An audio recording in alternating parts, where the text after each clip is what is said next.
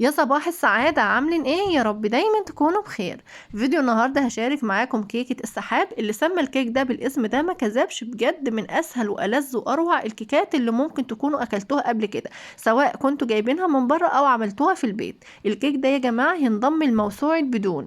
يعني ايه بدون فرن، بدون بيض، بدون دقيق، بدون مواد دهنية، وطعم يا جماعة حكاية. لو اول مرة بتشوفوني انا رنا، ما تنسوش تعملوا لايك للفيديو وتشتركوا في القناة وتقولوا لي في الكومنتات ايه رأيكم في وصفة النهاردة ومن اي بلد بتتابعوني، ونصلي على سيدنا محمد عليه الصلاة والسلام.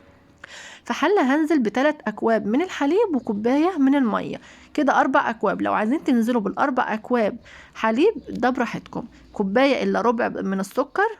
هنا كمان هنزل بكاسترد. الكاسترد ده اللي احنا بنعمل بيه المهلبية، بنشتري من السوبر ماركت. نزلت ب3 معالق، ولو مش موجود في بلدكم ممكن نستغنى عنه ونستخدم البودر بتاع الكريم كراميل.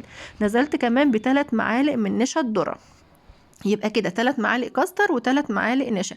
هقلب وافضل اقلب كده بالمضرب اليدوي باستمرار علشان ما يحصلش اي تكتلات. رفعت الخليط طبعا على النار مع الاستمرار بالتقليب. اول القوام ما تقل بالشكل ده كده، نزلت بمعلقه مليانه من الفانيليا السائله او ممكن الفانيليا البودر. قوامها بيكون تقيل كده زي ما انتوا شايفين، عشان لسه هنضيف عليه مكون تاني.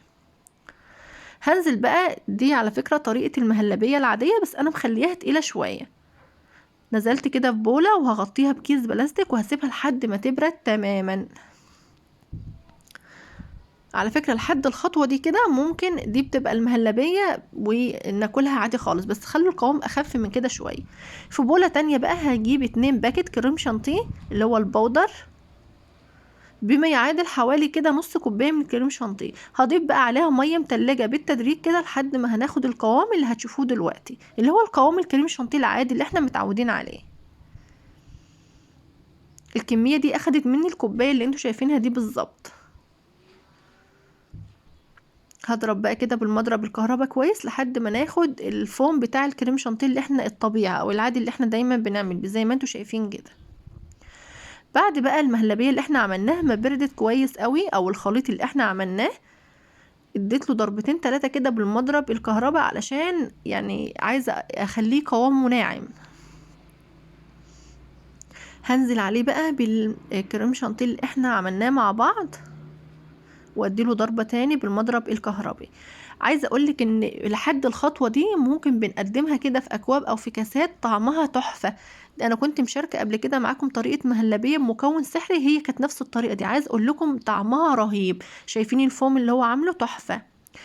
في قالب بقى عندك بايركس، صينية، اي حاجة موجودة عندك. وعلى فكرة طريقة الحلل ده او طريقة كيكة السحاب دي ممكن نقدمها في اكواف او في كاسات زي انا ما هعمل كده، بس في اكواب بلاش في صينية لو انتوا حابين.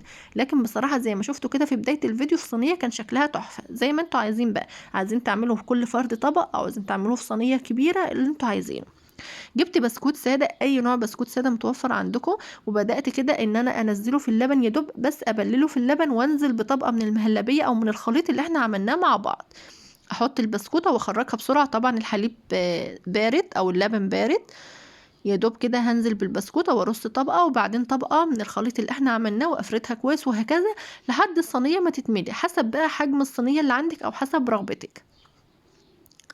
والطبقة الأخيرة بحط طبقة كده تكون محترمة وببدأ إن أنا أفردها كويس قوي.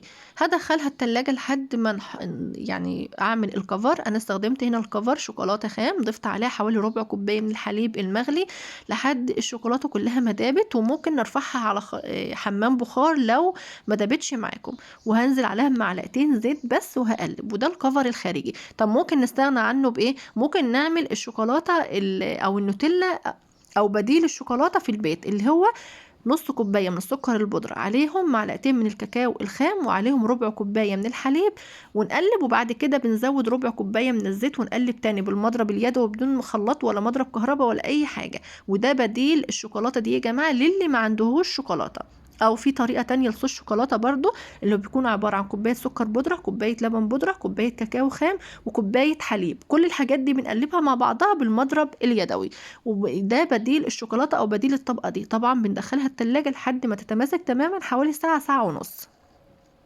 هنا بقى الكميه اللي زادت معايا من المهلبيه او من الخليط اللي احنا عملناه، جبت كاس كده وبدات ان انا اصبه.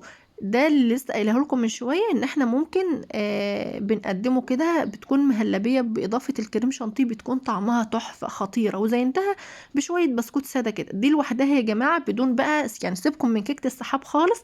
لو انتوا حابين تعملوا مهلبيه طعمها مختلف عن اي مهلبيه انتوا عملتوها، هي نفس الطريقه دي كده، طعمها فظيع يا جماعه. انا عايزه اقول لكم ان انا كنت عامله حاجه التصوير وعماله اكل، ما كنت من كتر ما هي جميله فعلا ما كنتش عارفه اوقف اكل. هنا بقى بعد مرور حوالي ساعة ونص الكيك بتاعنا كان جاهز متماسك، وبجد يعني من اسهل يعني افضل واروع الكيكات اللي ممكن تعملها. مكوناتها كلها بسيطة، وزي ما قلت لكم يمكن اغلى حاجة فيهم كانت الشوكولاتة، وقلت لك على البديل. طبعا انا قلت بسرعة عشان وقت الفيديو، لكن انت ممكن ترجعي تاني ترجعي الفيديو وتشوفي انا عملت الصوص الشوكولاتة ازاي، اللي هو بديل الشوكولاتة دي، او موجود هنا على قناتي صوص الشوكولاتة، ممكن تروحوا تشوفوه. ولو افتكرت هسيب لكم ان شاء الله اللينك في صندوق الوصف.